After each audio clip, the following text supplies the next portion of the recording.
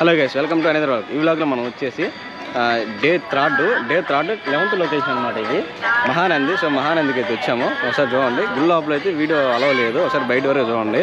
So మన bike అయితే అక్కడ పెట్టేసాము. సో మహానంది చూడండి ఒకసారి. సో గైస్, ఇక్కడి నుంచి మనం టెంపుల్ లోపలికి అయితే వెళ్దాము. సో టెంపుల్ లోపల వీడియో అయితే అలవ్ లేదు, అందువల్ల నేనైతే వాయిస్ ఓవర్ ఇస్తున్నాను. అయితే ఈ మహానందిని పూర్వం నంది మహారాజు అనే రాజు పరిపాలించేవాడు 7వ శతాబ్దంలో. అయితే ఆ నంది మహారాజుకు ఉన్నటువంటి గోవులలో ఒక గోవు అనేటువంటి గోవు పాలు ఇచ్చేది కాదు. సో ఆ పాలు ఇవ్వట్లేదనేసి ఈ రాజు ఆ పాలకునికి చెప్తే ఆ పాలకుడు గోవులు కాసేటప్పుడు ఒక విషయాన్ని గమనిస్తాడనమాట. అదేమిటంటే అప్పట్లో ఉన్నటువంటి శివయ్య పుట్ట లోపల తపస్సు చేస్తున్నప్పుడు ఈ గోమాత ఆ పుట్ట మీదకి వెళ్ళి తన పాలని స్వయంగా జార విడిచేది శివయ్య నోట్లోకి. సో ఆ చిత్రాన్ని చూసినటువంటి పాలకుడు నందమహారాజుకి ఈ విషయాన్ని చేరవేస్తాడు. అది చూసిన నందమహారాజు తన కల్లారా చూడాలనేసి నెక్స్ట్ రోజు అంటే తర్వాతి రోజు ఆ గోవుల కాపరితో పాటు ఈ నందమహారాజు కూడా వెళ్తాడనమాట. సో అలా వెళ్ళగా ఆ దృశ్యాన్ని చూసినటువంటి నందమహారాజు అలికిడి చేస్తాడు. ఆ అలికిడికి ఆవు బెదిరి పుట్ట మీద కాలు పెట్టద్ది. ఆ పుట్ట మీద కాలు పెట్టినప్పుడు దాని గిట్ట ఈ శివయ్య నుదుటి మీద అయితే పడద్దచ్చు. ఇప్పటికి కూడా ఆ గిట్ట అచ్చు అయితే శివలింగానికి అలాగే ఉంది.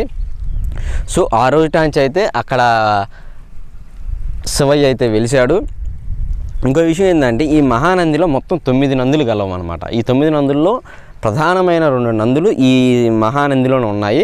ఇక్కడ ఇంకో విషయం ఏంటంటే మహానంది గుడి లోపల 2 కోనేరులు అయితే ఉన్నాయి. మొదటి కోనేరులోకి వాటర్ శివలింగం కింద నుంచి నంది నోట్లో గుండా ఫస్ట్ ఉన్నటువంటి కొలంలోకి వచ్చి ఆ కొలంలో నుంచి 2వ కొలంలోకి వెళ్ళి 2వ కొలం నుంచి కొన్ని సుదీర్ఘమైన కిలోమీటర్లు ప్రయాణించి పంట పొలాలకైతే ఉపయోగపడుతుందన్నమాట ఆ వాటరు. సో ఇప్పుడు కూడా ఆ వాటరు క్లియర్గా అయితే ఉండటం చాలా గొప్ప విషయము.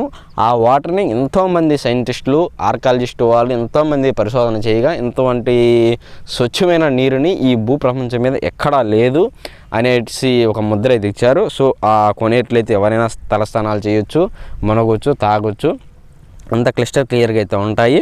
సో ఈ టెంపుల్ వచ్చేసి నల్లమల్ల డీప్ ఫారెస్ట్ లైన్ అయితే ఉంది. ఇక్కడ వచ్చేసి చిరుతపులులు కూడా సంచరిస్తున్నాయి. సో మేము వెళ్ళిన సమయంలో అదే రోజు నైటు ఒక చిరుతపులు వచ్చి పందినైతే కొరకడం జరిగింది. సో మా టైం బాగుండి మేమైతే నైట్కి ఏరేది ఇక్కడ బస్ చేసాము. ఆ వీడియో లింకు రేపు పొద్దున అయితే రిలీజ్ అవుతుంది. సో దాన్ని కూడా చూడండి. సో ఇంకో విషయం ఏంటంటే ఇక్కడ అతి పెద్ద నంది అయితే కట్టారు. ఎంట్రీ ఫీజు 10 రూపాయలేను. చాలా బాగుంది. ఇది వీళ్ళు సిమెంట్తో కట్టినటువంటి నంది. అందులోనే ఇక్కడ నూతనంగా ఒక నందిని అయితే స్థాపిస్తున్నారు. మీరు చూసుకున్నట్లయితే అదే నది గ్రానైట్ రాళ్ళతో.